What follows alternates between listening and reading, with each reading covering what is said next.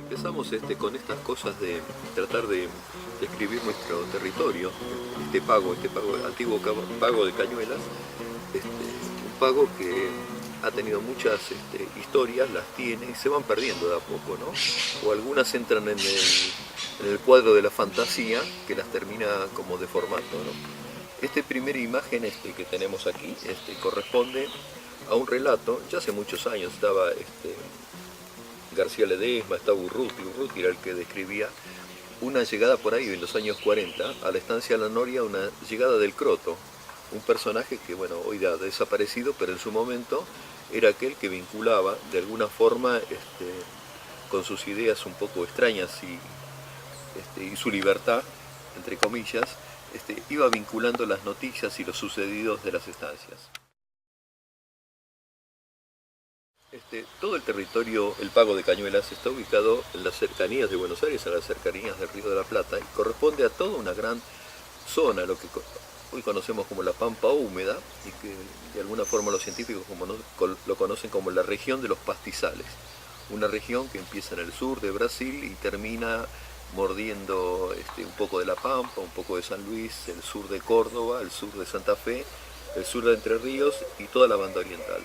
Es una zona que había tenido ya desde hacía 10.000 años un vacío ecológico, habían desaparecido los grandes mamíferos, y es una zona casi sin árboles, con humedades relativas, lo cual hace que tenga grandes secas y por otro lado algunas veces grandes inundaciones.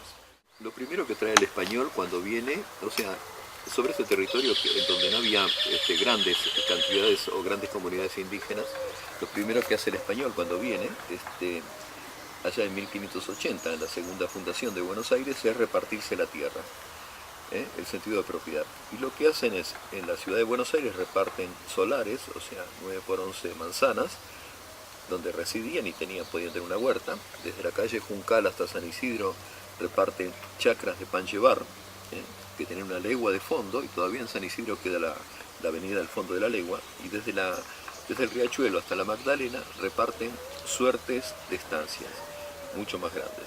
El tema entre el separar tanto la chacra de pan llevar de la suerte de estancias tiene mucho que ver con la posibilidad, en una época que no hay alambrados, de poder tener ganado y tener cultivos.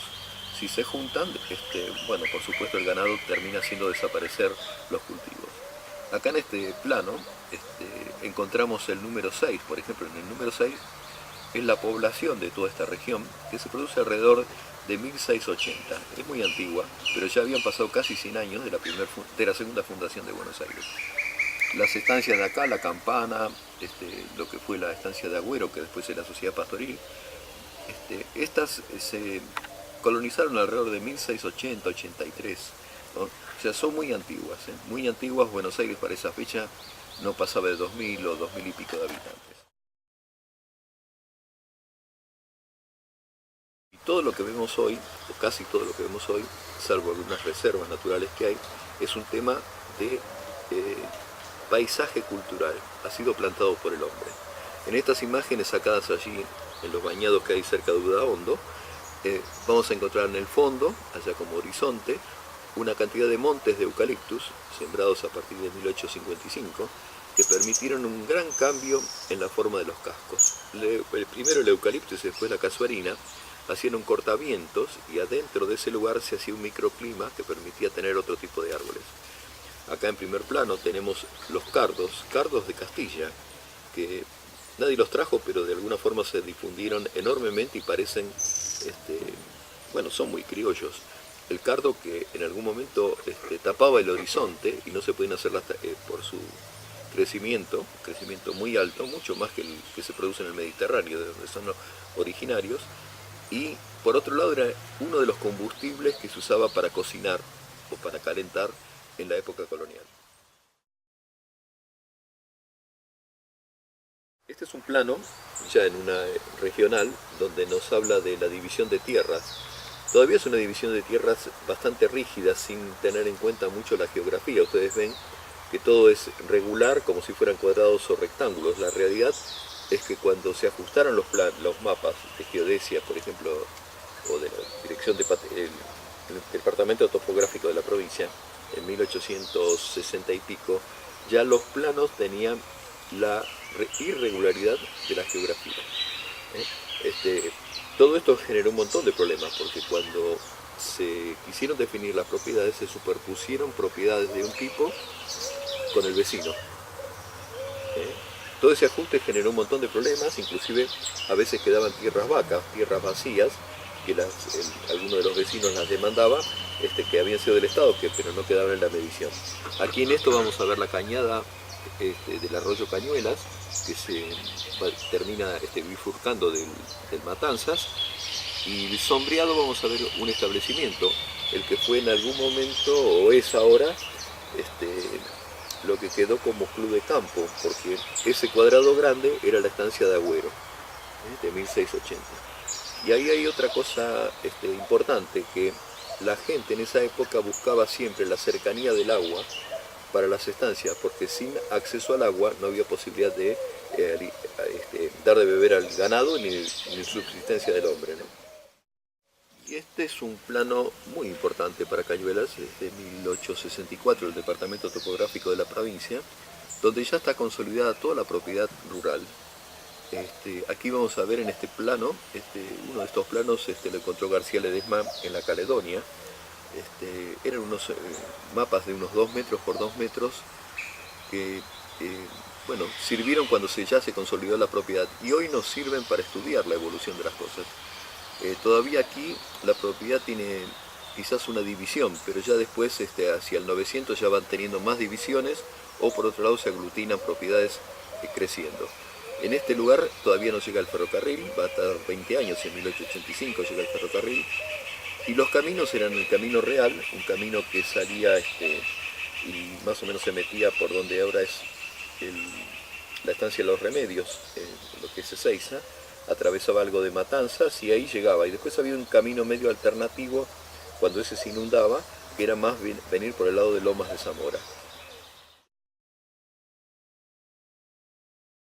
Uno de los temas más importantes en la época es la búsqueda de un accidente geográfico, en una época sin alambrados y sin limitaciones, especialmente en La Pampa. Y lo que se buscaba en los rincones, las cañadas, porque permitían manejar el ganado arrinconándolo contra esos lugares. Por otro lado, aquí tenemos una parte del arroyo, de la cañada del arroyo, frente a lo que ahora es la estancia de la Sociedad Pastoril, y vemos que está ubicado el casco atrás de eso. ¿Por qué? Porque las invasiones indígenas venían del otro lado. Cosa que después, una estancia cuando se fundaba en el siglo XIX con un sentido moderno, el casco siempre estaba en el centro. Una de las formas que había, y hay muchos testimonios en Cañuelas, uno de los más importantes nos aparece en la Guardia del Juncal, pero en toda la zona de Udaondo todavía se conservan zanjas, desdibujadas por supuesto.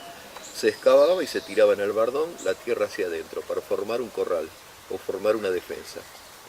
Generalmente en esa época los que trabajaban eran esclavos negros, posiblemente algún criollo. Ya en el 19 vemos en esto los zanjeadores, muchos de ellos ingleses, que ganaban mucho dinero, no en la época del 19 con los 18 con los esclavos, sino en el 19 cuando la mano de obra va cambiando su composición.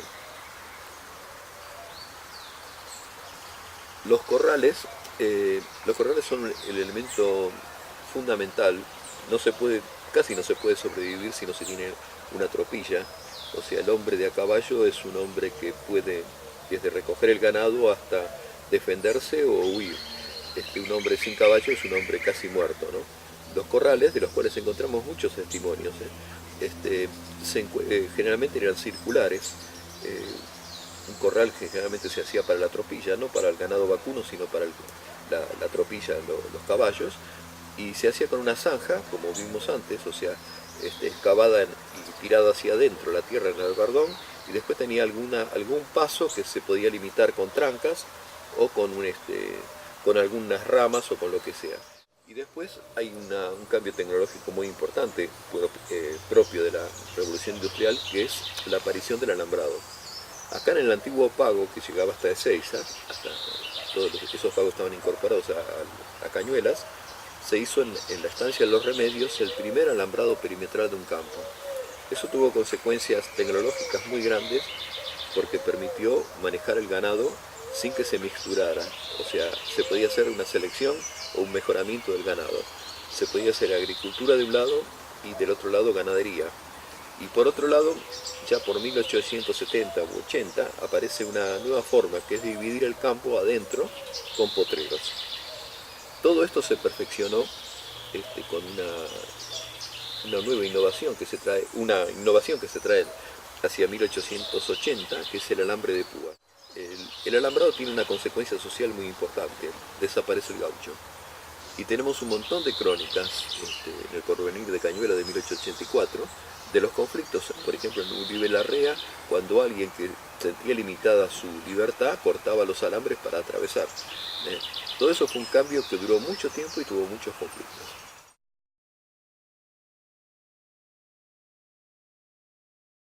El agua fue un problema muy grave porque tenemos agua en napas que no son muy profundas, pero tampoco el suelo escurre demasiado, hay muchísimos bañados y tierras bajas, y en un momento, y fue bastante importante, la distribución de la tierra se hacía en función del acceso al agua.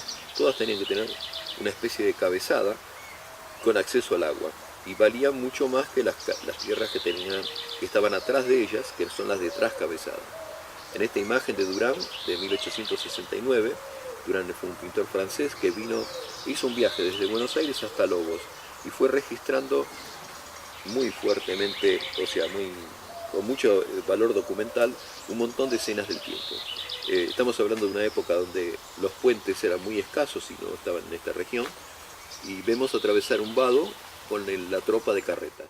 Una forma de sacar el agua, y de la cual hay registros en todas las estancias de la zona, las antiguas estancias, primero fue la pelota de cuero, después la manga de cuero, y más adelante se hizo un perfeccionamiento con la manga de madera, que era un simple elemento, como una especie de canalón que bajaba en una punta y después se tiraba a la cincha y se levantaba en la otra. Acá tenemos la manga de cuero. La manga de cuero es un elemento relativamente primitivo, pero era el que se podía hacer con los materiales de la zona. Hay algunos testimonios de Deró, de Godofredo Deró, por ejemplo, que vino una seca y lo que mandaron carnear es una yegua, para sacar el cuero y también para hacer la soga que se trenzaba con el cuero. Ya hace mucho tiempo, y especialmente primero con el molino de viento que empieza a aparecer por 1880 y después con la electrificación, fueron desapareciendo, salvo en algunos tambos viejos que también a esta altura desaparecieron, los jagüeles y los baldes volcadores. En el camino de las tropas, allá cerca de Udaondo, había un jagüel con balde volcador en el almacén de la Leonor, que hoy desapareció, y es una lástima porque lo hemos visto y estaba en orden y van desapareciendo muchas de esas cosas que hacen a la tradición y hacen a la memoria y hacen a la identidad regional, de a poco, porque un jagüel de repente lo ven como un montón de ladrillos, un palomar lo ven como un montón de ladrillos, y de a poco esas cosas van desapareciendo. Ya hacia 1870 u 80 empiezan a aparecer un montón de elementos nuevos propios de la revolución industrial, hechos de hierro. Y en esto tiene mucho que ver la influencia del ferrocarril. Por esa época también había aparecido la chapa ondulada, la teja francesa, y aparecen un montón de artilugios que las hemos encontrado en Cañuelas. Inclusive no hace demasiados años, 20 años, habíamos encontrado una noria de cangilones a 8 cuadras del centro de Cañuelas, defendida por un tala que le había crecido en medio. Hoy ya no hay nada. En algunos campos encontramos los restos de las norias, pero prácticamente no queda ninguno de esos elementos en funcionamiento. Y desgraciadamente no tenemos ningún lugar donde esas cosas se conserven. Un pago que su base económica fue lo agropecuario, no tiene ningún lugar que conserve esa memoria agropecuaria.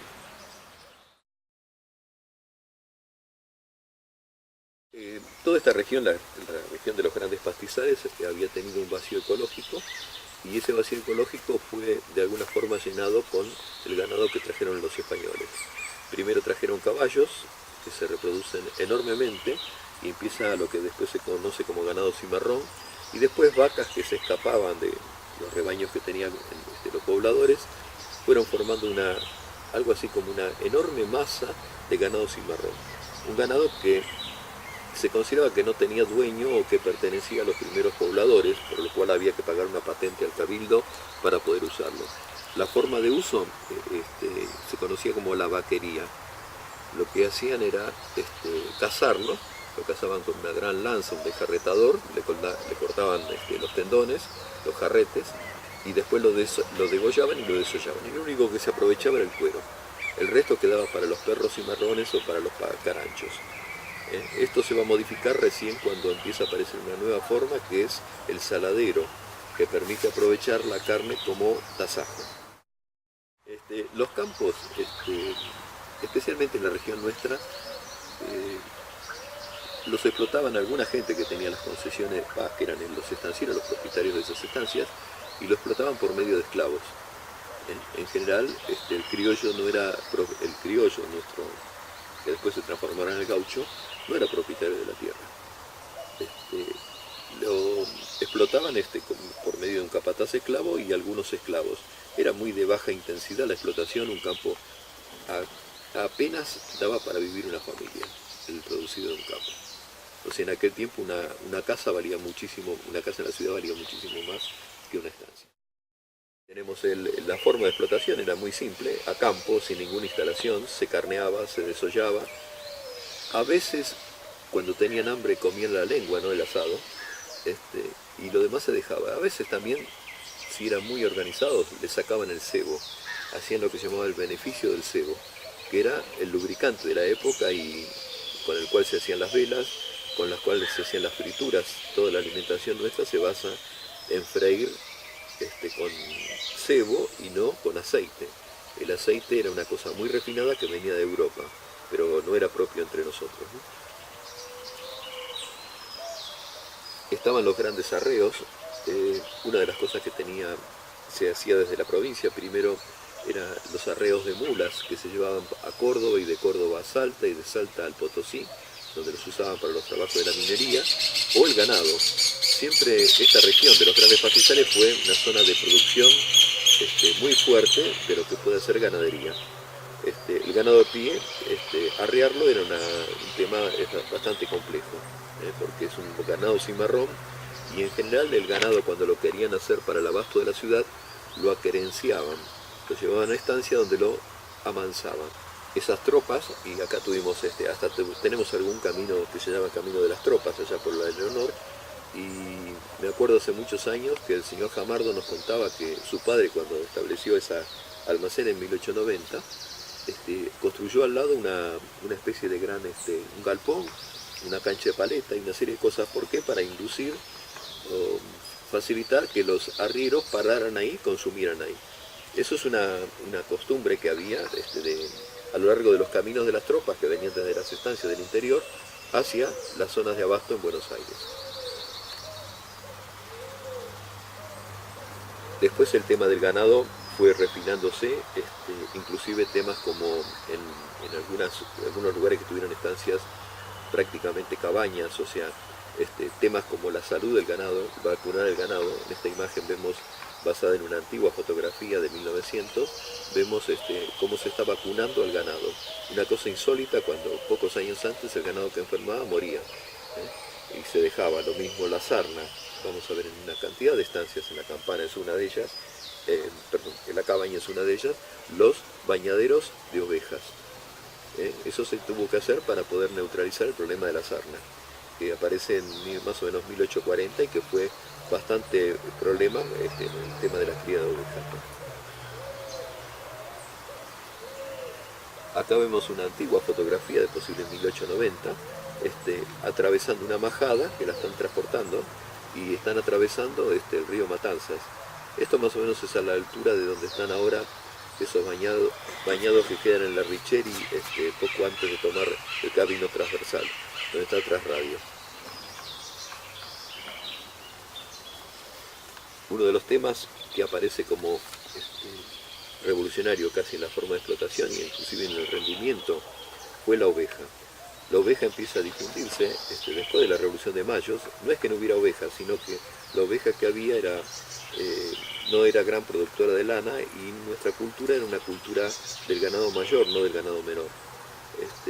bueno, acá se van estableciendo, y uno de los primeros establecimientos importantes fue la Sociedad Pastoril de Merinos, cuyo objetivo era mejorar la raza criolla mestizándola, justamente a través del merino.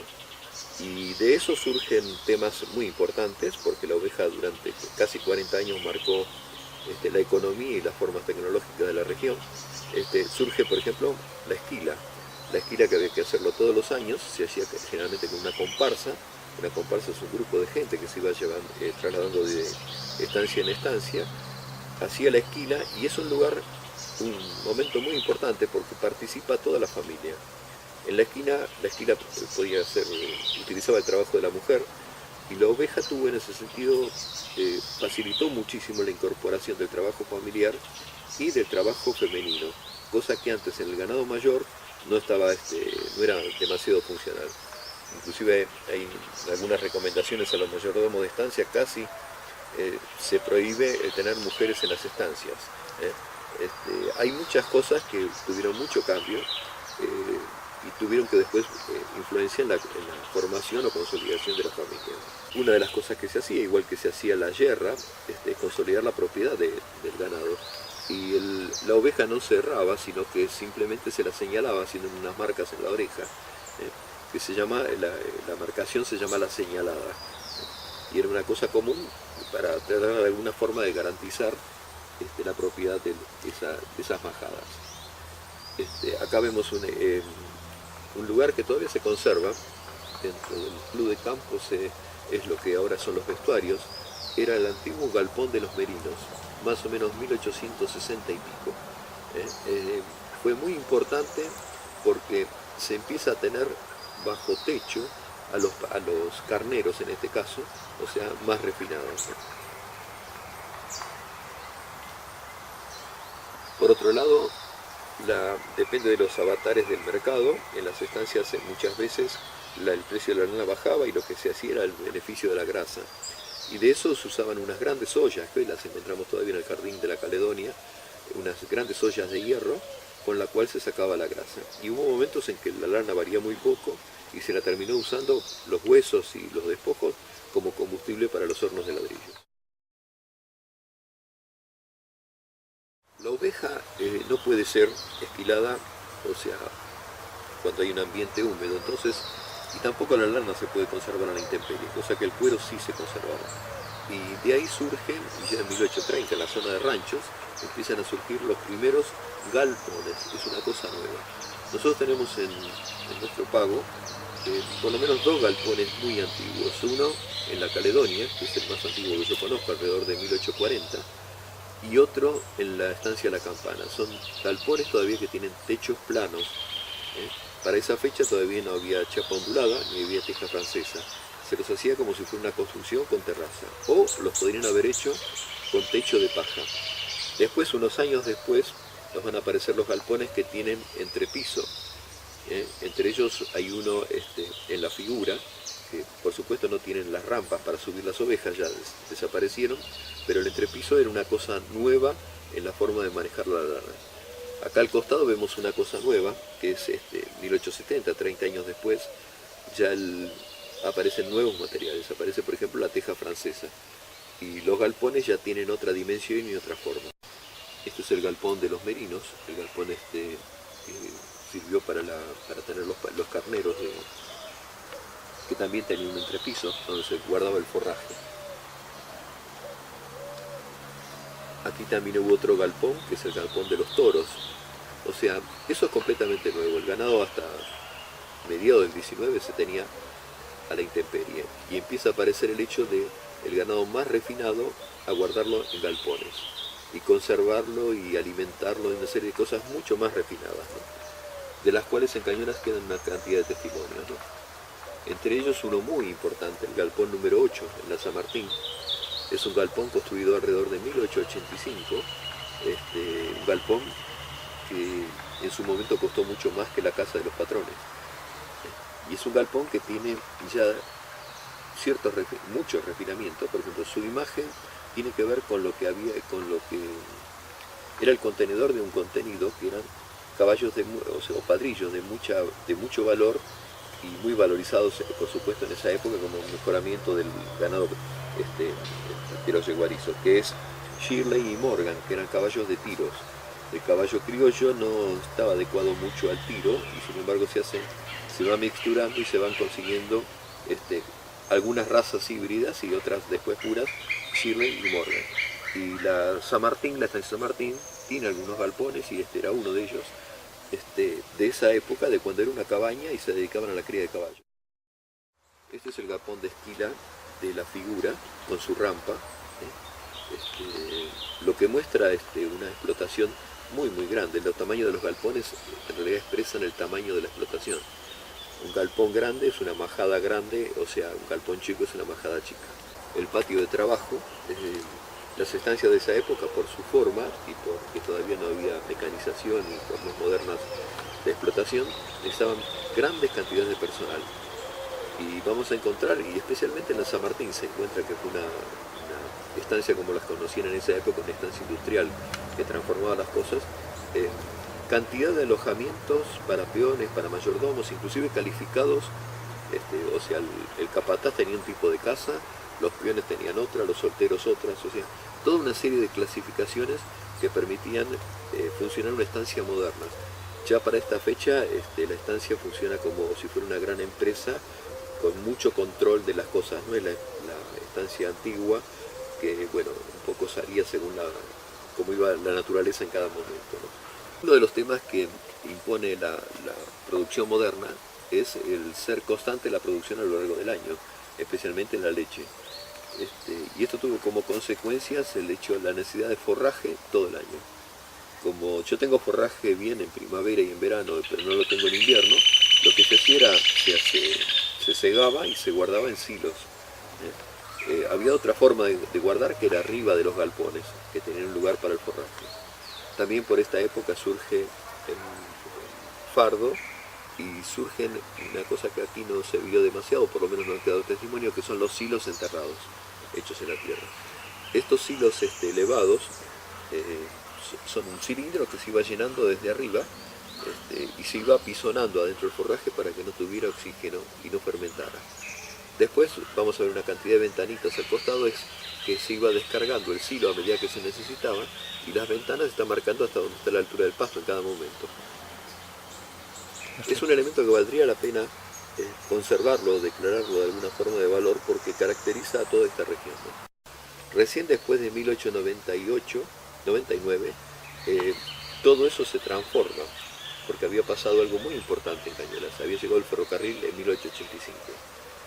Y eso permitió nuevas industrias, entre ellas la lechera. Antes se tardaba 2 días en carro en llegar a Cañuelas, de Cañuelas a Buenos Aires, y ahora se tarda 1 hora, con lo cual se puede producir a la amanecida la leche, ordeñar, y a media mañana llegar al puesto de venta en Buenos Aires. Toda la región, el tema de la leche era un tema que prácticamente no se le da importancia, ¿no? La abundancia de ganado y otros alimentos. Inclusive en algún momento Sarmiento habla de que podíamos tener 20.000 cabezas de ganado en una estancia y no se podía tomar un vaso de leche. ¿Qué pasó con el tema? El tema se fue introduciendo fuertemente con los inmigrantes.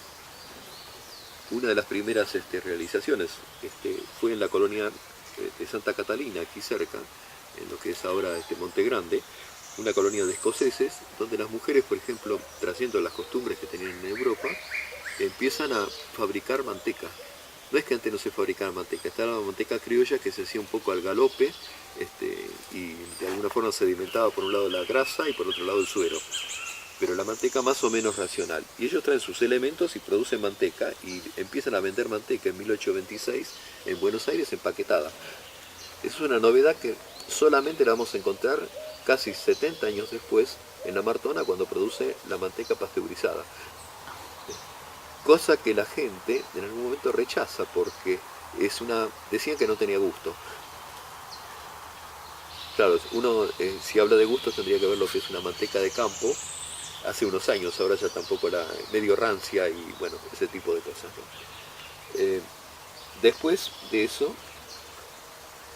en 1889 después de haber tenido una tentativa con una fábrica de quesos que se hizo acá en lo que es la Sociedad Pastoril, que fracasó porque no lo pudieron sustentar y tampoco tenían un mercado fluido. En 1889 Casares viaja a París a la Exposición Universal, que festejaba el primer aniversario de la Revolución de la Revolución Francesa, y compra una máquina que era una novedad en ese momento, que es la Alfa Laval. La Alfa Laval es una desnatadora centrífuga que separa con un movimiento y que inclusive depende, hay muchos tamaños, hay desde lo industrial hasta lo directamente casero, se puede separar la nata del suero y en una forma racional. Él arma la fábrica la arma en el mismo casco de la estancia, a un costado, todavía queda una torre de agua, y arma la fábrica y es la primer fábrica en el país moderna, y por eso a Cañuelas se la conoce como la cuna de la industria lechera, cosa que a veces no reconoce, pero es la cuna de la industria lechera. Aquí se empezaron a producir las leches maternizadas, que hoy las compramos en algunos, el yogur, el dulce de leche también. Se empezó a trabajar con la leche pasteurizada, la manteca pasteurizada, inclusive hay una cantidad de envases que hoy están por todas las viejas casas, algunos de floreros y otros guardando botones, que eran los antiguos envases que producía a principios del siglo la fábrica La Martona. Tan importante fue su desarrollo que en varias veces Caras y Careta le dedicó algunas de sus imágenes, sus preciosas imágenes, a Vicente Casares, ¿no? La fábrica después, en función de la cercanía con el ferrocarril, se reubica en 1900 sobre la línea de ferrocarril y se organiza ahí lo que sería la estación Vicente Casares. Para esa fecha también era tan importante la fábrica que algunos consideraban que había 3 fábricas en el mundo de esa dimensión, una en Berlín, otra en Chicago y otra en Cañuelas. Muy importante. Después esa fábrica es imitada por algunas otras fábricas, surge la Vascongada por otro lado, una acá cerca en Las Heras, que fue la de Plomer, la Granja Blanca, o sea que capitalizaron esas formas tecnológicas nuevas. Casares tuvo una visión muy importante de combinar la llegada del ferrocarril con esas máquinas como la Alfa Laval y algunas otras que van surgiendo, y la refrigeración. O sea, la leche se podía conservar, cosa que antes era imposible. Y se conserva todo el año. De ahí lo que hablábamos antes de tener forraje todo el año.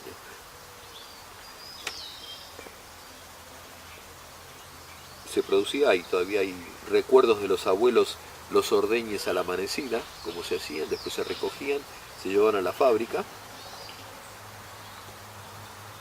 Acá tenemos una imagen de la fábrica, la vieja fábrica. Lo que queda todavía es el tanque, ese no sé cuánto tiempo, pero todavía queda. El resto se ha ido transformando en una especie de chalet, y ahora le llaman por ahí en esa zona la estancia del Rosario. Pero queda dentro de lo que es el viejo casco de la San Martín, ¿no? Ahí ya vemos una modernidad, ahí en un rincón aparece una locomóvil.